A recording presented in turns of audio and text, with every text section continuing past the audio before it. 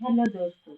आज हम इस वीडियो में बताएंगे हनुमान जी ने किन तीनों का घमंड चूर किया था। आइए ज्यादा टाइम वेस्ट ना करते हुए वीडियो को स्टार्ट करते हैं। वे कौन है तीन जिन्होंने हनुमान जी ने उनका घमंड चूर किया था। संसार में किसी का कुछ नहीं, ख्वामेखा अपना समझना मूर्खता की बात है, क्योंकि अपना होता हुआ भी कुछ भी नहीं होता। इसलिए हैरानी होती है, घमंड क्यों, किसकी, किसका। कुछ रुपए दान करने वाला यदि ये कहे कि उसने ऐसा किया है, तो उससे बड़ा मूर्ख और कोई हो ही नहीं सकता। जो हर महीने लाखों का दान करने हैं, लेकिन उनका जिक्र तक नहीं करते, ना करने देते हैं। वास्तव में जरूरतमंद और पीड़ित की सहायता ही दान है, मुख्य है। ऐसे व्यक्ति पर सरस्वती ही सदा कृपा करती है। पर क्या किया जाए, देवता तक भी अभिमान हो जाता है, और उनके अभिमान को दूर करने के लिए परमात्मा को ही कुछ ना कुछ उपाय करना पड़ता है।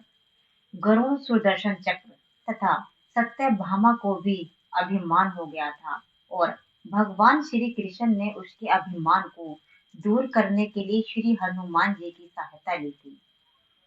श्री कृष्ण ने अपनी पत्नी सत्यभामा को स्वर्ग से पराजित ला कर दिया था, और वह इसीलिए अपने आप को श्री कृष्ण की अत्यंत प्रिय और अति सुंदरी मानने लगी थी।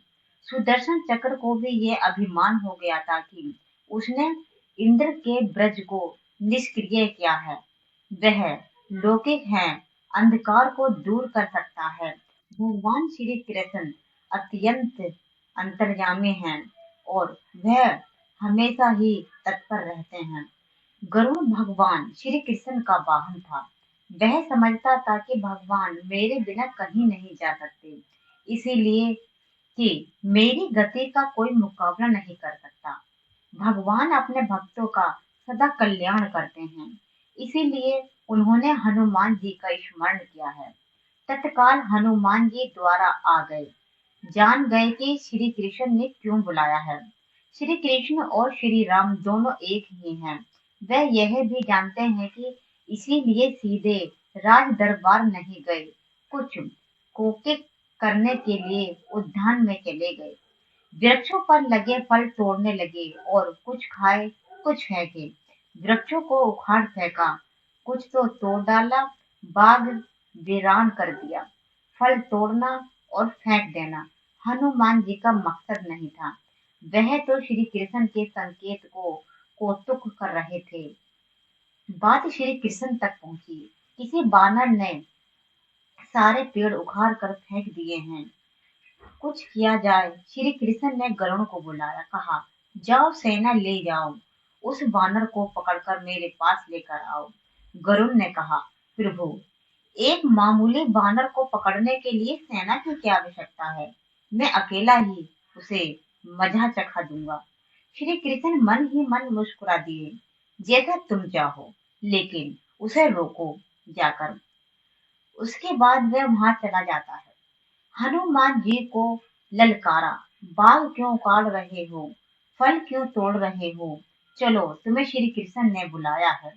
हनुमान जी ने कहा, मैं किसी श्री कृष्ण को नहीं जानता, मैं तो श्री राम का सेवक हूँ। जाओ कह दो मैं नहीं आऊंगा। गरुड़ क्रोधित होकर बोला, तुम नहीं चलोगे तो मैं तुम्हें पकड़कर ले जाऊंगा। हनुमान जी ने कोई उत्तर नहीं दिया। गरुड़ की अनदेखी कर वह फल तोड़ने रहे थे। गरुड़ को समझाया भी, वानर का काम फल तोड़ना और फेंकना है। मैं अपने स्वभाव के अनुसार ही कर रहा हूँ, मेरे काम में दखल ना दो। क्यों झगड़ा मोल रहे हो, मुझे आराम से फल खाने दो। गरुड़ नहीं माना। तब हनुमान जी ने अपनी पूंछ बढ़ाई और गरुड़ को दबोच लिया। उसका घमंड चूर करने के लिए कभी पूंछ को ढीला कर देते, गरुड़ कुछ सांस लेता, और तब कभी उसको टाइट कर देते और उसके प्राण दबने लगते। हनुमान जी ने सोचा, भगवान का वाहन है, प्रहार भी नहीं कर सकता, लेकिन इसे सबक तो सिखाना ही आवश्यक है। पूंछ को एक झटका दिया और गरुड़ को दूर समुद्र में फेंक दिया। बड़ी मुश्किल से वह गरुड़ दरबार में पहुंचा। भगवान को बताया, वह कोई साधारण वारन नहीं है, मैं उसे पकड़कर नहीं ला सकता। भगवान मुस्कुरा दिए। सोचा, गरुड़ का घमंड तो चूर हो गया, लेकिन अभी उनके बैग से घमंड को चूर करना है। श्री कृष्ण ने कहा, गरुड़ हनुमान जी श्री राम जी का भक्त है, इसीलिए नहीं आया। यदि तुम कहते कि श्री राम ने बुलाया है तो वो फौरन चले आते। हनुमान अब मल्ले पर्वत पर चले गए। तुम तेजी से जाओ और उनसे कहना श्री राम ने उन्हें बुलाया है। तुम तेज उड़ सकते हो, तुम्हारी गति बहुत है, उसे साथ ही ले आओ। गरुड़ बैग से उड़े, मलय पर्वत पर पहुंचे। हनुमान जी से क्षमा मांगे, कहा, श्री राम ने आपको याद किया है, तभी आओ मेरे साथ। मैं तुम्हें अपनी पीठ पर बिठाकर मिनटों में द्वारिका ले जाऊंगा। तुम खुद चलोगे तो देर हो जाएगी, मेरी गति बहुत तेज है, तुम मुकाबला नहीं कर सकते। हनुमान जी मुस्कुराए, भगवान की लीला समझ गए। कहा, तुम जाओ, मैं तुम्हारे पीछे ही आ रहा हूँ। द्वारिका में श्री कृष्ण राम रूप धारण कर सकते भामा को सीता बना सिंहासन पर बैठ गए। सुदर्शन चक्र को आदेश दिया, द्वार पर रहना, कोई बिना आज्ञा अंदर न आने पाए। श्री कृष्ण समझते थे कि श्री राम का आदेश सुनकर तो हनुमान जी एक पल भी न रुक सकेंगे, अभी आते ही होंगे। गरुड़ को तो हनुमान जी ने विदा कर दिया और स्वयं उससे भी तीव्र गति से उड़कर गरुड़ से पहले ही द्वारिका पहुंच गए। दरबार के द्वार पर सुदर्शन ने उन्हें रोक रखा था। बिना आज्ञा अंदर जाने की मनमानी नहीं है। जब श्री राम बुला रहे हैं तो हनुमान जी विलंब सहन नहीं कर सकते। सुदर्शन को पकड़ा और मुंह में दबा लिया। अंदर गए, सिंहासन पर श्री राम और माता सीता बैठे थे। हनुमान जी समझ गए कि श्री राम को प्रणाम किया और कहा, प्रभु, आने में देर हो गई हो तो मुझे माफ करें। साथ ही कहा, प्रभु, माँ कहाँ है? आपके पास आज यह कौन दासी बैठी है? सत्यभामा ने सुना तो लज्जित हुई, क्योंकि वह समझती थी कि कृष्ण द्वारा परिजात लाकर दिए जाने से वह सबसे सुंदर स्त्री बन गई है। सत्यभामा का घमंड चूर हो गया।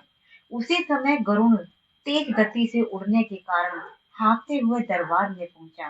सांस फूल रही थी, थके हुए लग रहे थे और हनुमान जी को दरबार में देखकर तो वे चकित ही रह गए। मेरी गति से भी तेज गति से हनुमान जी दरबार में पहुंच गए, लज्जा से पानी पानी हो गए। गरुड़ के बल का और तेज गति से उड़ने का घमंड भी चूर हो गया। श्री राम ने पूछा, हनुमान, तुम अंदर कैसे आ गए? किसी ने रोका नहीं? रोका था भगवान, शुद्ध दर्शन ने मुझे रोका था। मैंने सोचा आपके दर्शनों में विलंब न हो, इसीलिए उनसे उलझना नहीं, उसे मैंने अपने मुंह में दबा लिया था। और यह कहकर हनुमान जी ने मुंह से सुदर्शन चक्र को निकालकर प्रभु के चरणों में डाल दिया। तीनों के घमंड चूर हो गए। श्री कृष्ण यही चाहते थे। श्री कृष्ण ने हनुमान जी को गले लगाया, हृदय से हृदय की बात हुई और उन्हें विदा कर दिया। परमात्मा अपने भक्तों में, अपने निकट स्थानों में अभिमान रहने नहीं देते। श्री कृष्ण सत्यभामा, गरुड़ और सुदर्शन चक्र का घमंड चूर करते तो परमात्मा के निकट रह नहीं सकते, और परमात्मा के निकट रह नहीं वह हो सकता जो मैं और मेरी से रहित है। श्री राम से जुड़े व्यक्ति में कभी अभिमान हो ही नहीं सकता। ना श्री राम में अभिमान था, ना उनके भक्त हनुमान में। ना श्री राम ने कहा कि मैंने क्या किया है, और ना हनुमान जी ने कि कहा कि मैंने क्या किया है। इसीलिए दोनों हो एक, अलग अलग नहीं। हनुमान जी और भीम। हनुमान जी और भीम। भीम को यह अभिमान हो गया था कि संसार में मुझसे अधिक बलवान और कोई नहीं है। 100 हाथियों का बल था उसमें, उसे कोई परास्त नहीं कर सकता था। और भगवान अपने सेवक में किसी भी प्रकार का अभिमान रहने नहीं देते। इसीलिए श्री कृष्ण ने भीम के कल्याण के लिए एक लीला रची। द्रौपदी ने भीम से कहा, आप श्रेष्ठ गदाधारी हैं, बलवान हैं, आप गंधमादन पर्वत से दिव्य वृक्ष के दिव्य पुष्प लाकर दे। मैंने अपनी वेणी में सजाने के आप समर्थ हैं, ला सकते हैं, लाकर देंगे ये दिव्य कमल पुष्प। भीम द्रौपदी के आग्रह को टाल नहीं सकते थे। गदा उठाई और गदमादन पर्वत की ओर चल पड़े। मदमस्त हाथी की तरह, किसी तनाव से मुक्त, निडर। भीम कभी गदा को एक कंधे पे रखते तो कभी दूसरे कंधे पे रखते। बेफिक्र से गदा मंडक पर्वत की ओर जा रहे थे। सोच रहे थे अब पहुंचा कि तब पहुंचा, दिव्य पुष्प लाकर द्रौपदी को दूंगा।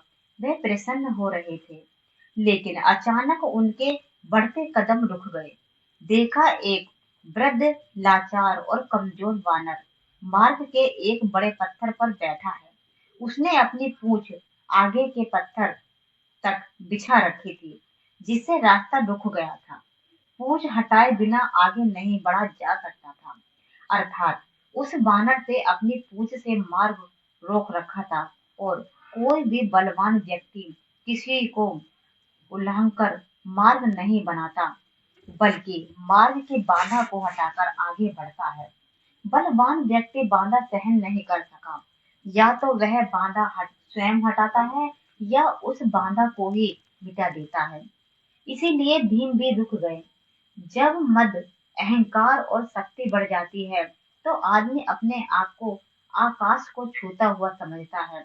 वह किसी को खातिर में नहीं लाता, और अत्यधिक निर्कुंज शक्ति ही व्यक्ति के विनाश का कारण बनती है। लेकिन श्री कृष्ण को भीम का कल्याण करना चाहते थे, भीम का विनाश नहीं, उसे सुधारना चाहते थे। भीम ने कहा, ए बानर, अपने पूंछ को हटाओ, मुझे आगे जाना है। बानर ने देखा एक बलिष्ठ व्यक्ति गदा उठाए, राजसी वस्त्र पहने, मुकुट धारण किए, बड़े रोब के साथ उसे पूंछ हटाने को कह रहा है।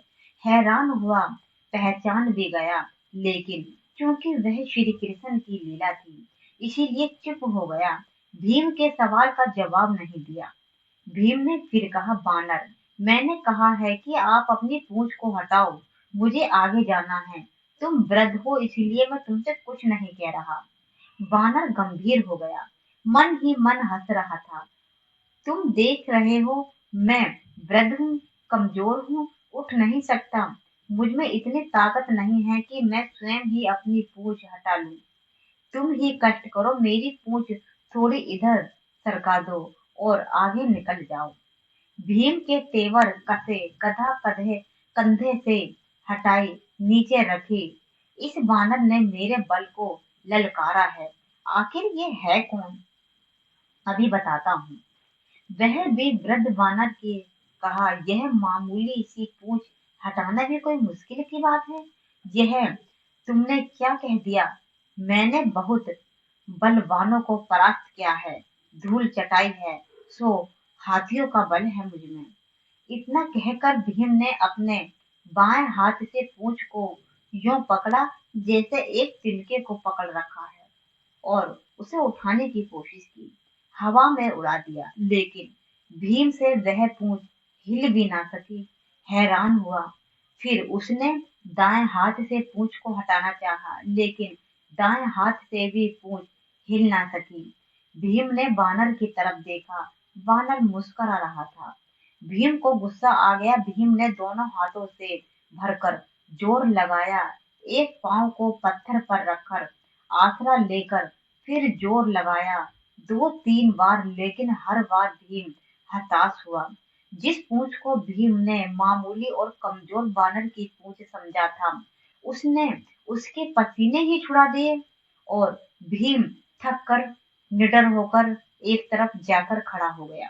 सोचने लगा, यह कोई मामूली वृद्ध वानर नहीं है, यह दिव्य व्यक्ति है, और इसकी असीम शक्ति का मैं सामना नहीं कर पाऊंगा। विनम्र और झुका हुआ व्यक्ति ही कुछ पाता है, अकड़ उसे ले डूबती है, ताकत काफूर हो जाती है। और भीम बाइक वृद्ध बानर के सामने कमजोर लगने लगा था। मद और अहंकार काफूर हो गया था, और तब मद और अहंकार मिटता है, तभी भगवान की कृपा होती है। भीम ने कहा, मैं आपको पहचान नहीं सका। जिसकी पूंछ को मैं उठा नहीं सका, वह कोई मामूली वानर हो ही नहीं सकता। मुझे क्षमा करें कृपया, अपना परिचय दें प्रभु।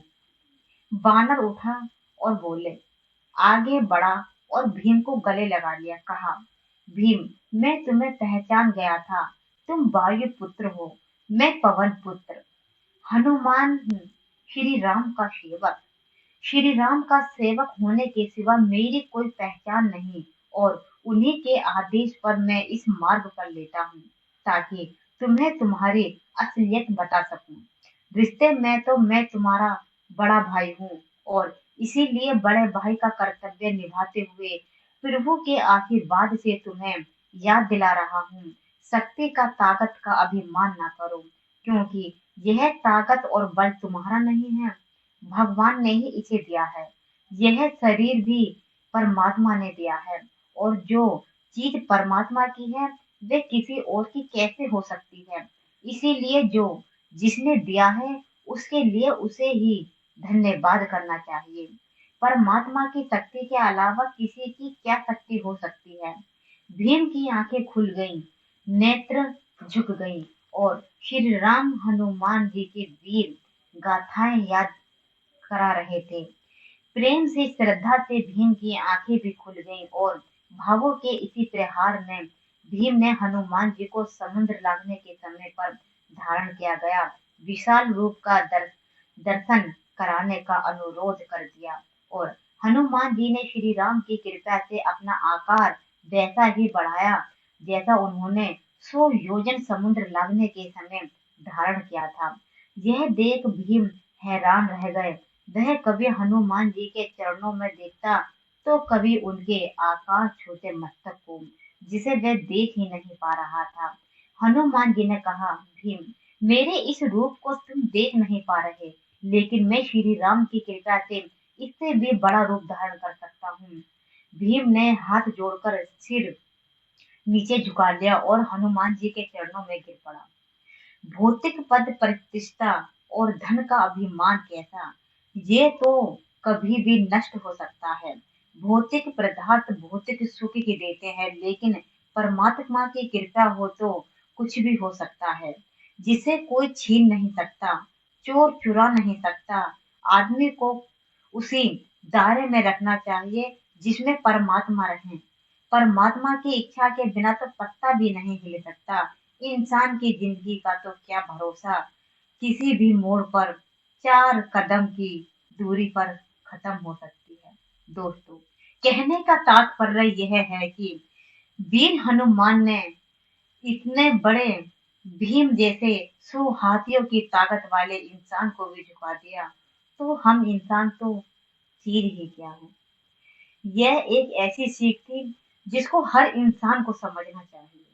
दोस्तों, अगर आपको हमारी वीडियो अच्छी लगी हो तो चैनल को लाइक शेयर एंड सब्सक्राइब जरूर करें, और कमेंट में जय श्री कृष्णा जय हनुमान जरूर लिखें। भगवान तुम्हारी सारी मनोकामनाओं को पूर्ण करेंगे।